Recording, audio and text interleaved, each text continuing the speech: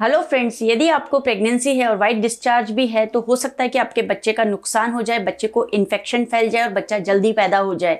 तो white discharge को बिल्कुल लाइटली ना लें और उसका इलाज तुरंत करवाइए। बने रहिए हमारे साथ इस वीडियो में ये जानने के लिए कि वाइट डिस्चार्ज के क्या कारण है, क्या लक्षण है और क्या इलाज है। जैसे ही प्रेगनेंसी होती है तो आपकी बीमारियों से लड़ने की क्षमता थोड़ी कमजोर हो जाती है, आपकी इम्यूनिटी डाउन हो जाती है और आपको इन्फेक्शन के चांसेस बढ़ जाते हैं, जिसकी वजह से वाइट डिस्चार्ज बहुत ज़्यादा मात्रा में होने की संभावना बढ़ जाती है। यानी कि अगर पहले से किसी को थोड़ा बहुत भी इन्फेक्शन है तो वो बढ़ जाता है। नॉर्मल बैक्टीरिया के साथ फंगस का इन्फेक्शन यानी कि जो कवक होता है उसका इन्फेक्शन बढ़ जाता है और एबनॉर्मल बैक्टीरियाज का भी इन्फेक्शन बढ़ जाता है, जिसकी वजह से या तो बिल्कुल वाइट पानी आता है या येलोइश वाटरी पानी आता है या फिर फटे दही जैसा पानी आने लगता है कि जो कि फंगल डिस्चार्ज को बताता है। और प्रेगनेंसी में फंगल डिस्चार्ज काफ़ी ज़्यादा कॉमन होता है।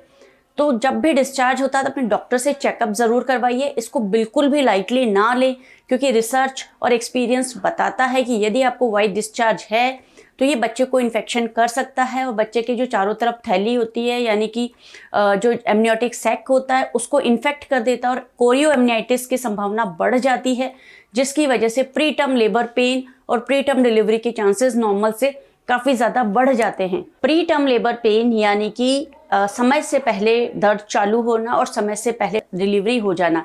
समय से पहले यदि डिलीवरी हो जाएगी तो बच्चा कमज़ोर पैदा होगा, उसको सांस लेने की तकलीफ होगी और बच्चे को नर्सरी में या आईसीयू में भर्ती कराना पड़ सकता है, जो कि बच्चे के लिए जानलेवा साबित हो सकता है। तो इसलिए कभी भी वाइट डिस्चार्ज को हल्के में ना लें और उसका इलाज तुरंत करवाइए। जैसे ही आपको लगता है कि आपको चिपचिपा पानी है, नॉर्मल से ज़्यादा पानी आ रहा है, पैड लगाने की ज़रूरत पड़ रही है, नीचे ईचिंग जलन या खुजली हो रखी है, तो डेफिनेटली ये पैथोलॉजिकल यानी बीमारी का लक्षण होगा। नॉर्मल डिस्चार्ज भी होता है जिसमें कि खुजली जलन वगैरह नहीं होती है, तो यानी कि खुजली जलन होती है तो बीमारी का लक्षण होता है और उसके लिए इलाज की ज़रूरत होती है। तो जब भी आपको इस तरीके के कोई लक्षण सामने आते हैं तो डॉक्टर के पास जब आप चेकअप के लिए जाएंगे तो डॉक्टर नीचे से आपका एग्जामिनेशन करती हैं, यानी कि उसको चेक करती हैं और जो वाइट डिस्चार्ज है उसका एक कल्चर सेंसिटिविटी नाम का टेस्ट लिया जाता है, जिसमें ये पता चल जाता है कि इसमें कौन सा बैक्टीरिया और कौन सी दवाई इस पर काम करेगी। कल्चर सेंसिटिविटी से टेस्ट कराने से आपको दवाई हमेशा एक्यूरेट मिलेगी, यानी बिल्कुल सही दवा आपको मिलेगी, जिससे आपका बिल्कुल सही इलाज होता है। आपके ऊपर दवाइयों का ट्रायल नहीं किया जाता। प्रेगनेंसी में वैसे भी कम से कम दवाई लेनी चाहिए और जो सेफ़ हो आपके लिए और आपके बच्चे के लिए वो ही दवाई लिखी जाती है। तो टेस्ट कराने के बाद आपको एक्यूरेट इन्फॉर्मेशन के साथ डॉक्टर आपको सही दवाई लिख पाएंगे। आपको जब भी टेस्ट प्रिस्क्राइब किया जाता है तो टेस्ट करवा लीजिए और साथ में यदि आपको लगता है कि आपका बच्चे की मूवमेंट कम हो रही है या बच्चे का कोई लक्षण ऐसा लग रहा है कि जो बच्चे को नुकसान कर सकता है, तो सोनोग्राफी भी साथ में ज़रूर करवा लीजिए, ताकि बच्चे की हेल्थ के बारे में हम पता चल सके और बच्चे में कोई इन्फेक्शन या और कोई प्रॉब्लम तो नहीं हो रही है वो भी हमें देख सके। टेस्ट करवाने के बाद जब रिपोर्ट आती है तो डॉक्टर उसके हिसाब से आपको प्रिस्क्रिप्शन देता है, लेकिन टेस्ट का रिपोर्ट आने में कम से कम 72 आवर्स यानी कि 72 घंटे लगते हैं, 3 दिन तक लग जाते हैं और कई बार ज़्यादा इन्फेक्शन होता है, एबनॉर्मल बैक्टीरिया होता है तो रिपोर्ट आने में 4 या 5 दिन भी लग जाते हैं। तब तक बच्चेदानी में रास्ते में नीचे लगाने की गोलियां प्रिस्क्राइब की जाती है, जो कि वजाइनल टैबलेट्स होती हैं, जो कि लोकल काम करती है, यानी कि केवल बच्चेदानी के मुंह के आसपास के हिस्से में काम करती है, जो किसी प्रकार का नुकसान भी नहीं करती है। तो जब डॉक्टर ये प्रिस्क्राइब करते हैं आपको तो उसको आप तुरंत एक्सेप्ट कीजिए और रिपोर्ट आने तक इन दवाइयों का इस्तेमाल कीजिए। साथ ही साथ आप अपना खान पान थोड़ा बदल सकती हैं और थोड़ा सा साफ सफाई पे ध्यान दे सकती हैं, जिससे कि आपको इन्फेक्शन कम से कम हो। इन्फेक्शन कम करने के लिए आपको अपनी इम्यूनिटी को स्ट्रॉन्ग करना पड़ेगा और इम्यूनिटी स्ट्रॉन्ग करने के लिए आपको अपना खाना पीना थोड़ा सा बढ़ाना पड़ेगा, जिसमें दही की मात्रा ऐड करना बहुत ज़्यादा ज़रूरी है, क्योंकि दही में लैक्टोबैसिलस बैक्टीरिया होता है जो कि वजाइना का जो नॉर्मल हेल्दी बैक्टीरिया होता है उसको बढ़ाता है। तो अपने खाने में दही ज़रूर ऐड कर लीजिए। इसके साथ ही हरी सब्जियां जैसे कि पालक, बथुआ, मेथी ये ज़रूर ऐड कर लीजिए। इसके अलावा ब्रोकली वगैरह आप ऐड कर सकती हैं, आंवला, नींबू आप ले सकती हैं, जिससे कि विटामिन सी और विटामिन और प्रकार के विटामिन आपको मिल सके।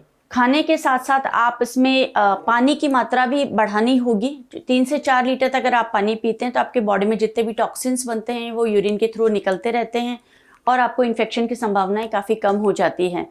इसके साथ ही आप ड्राई फ्रूट्स और फ्रूट्स भी अपने खाने में ऐड करिए, क्योंकि फ्रूट्स में बहुत सारे मिनरल्स और विटामिन्स होते हैं और एंटीऑक्सीडेंट्स भी होते हैं जो कि आपकी इम्यूनिटी को स्ट्रॉन्ग करते हैं।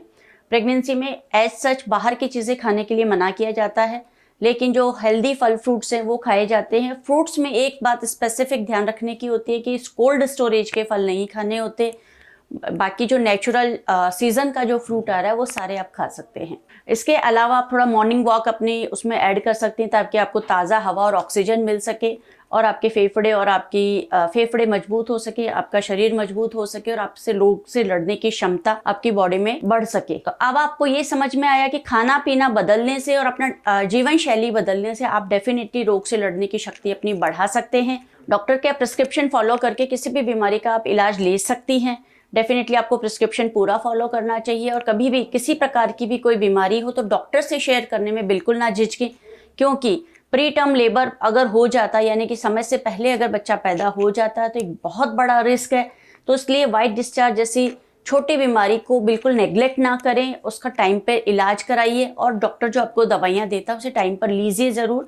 और साथ में अपना लाइफस्टाइल भी थोड़ा मॉडिफाई कीजिए ताकि आप हेल्दी प्रेगनेंसी रख सकें और एक हेल्दी बच्चे को जन्म दे सकें। आपसे फिर मिलेंगे एक नए वीडियो में नई जानकारी के साथ। तब तक नमस्कार।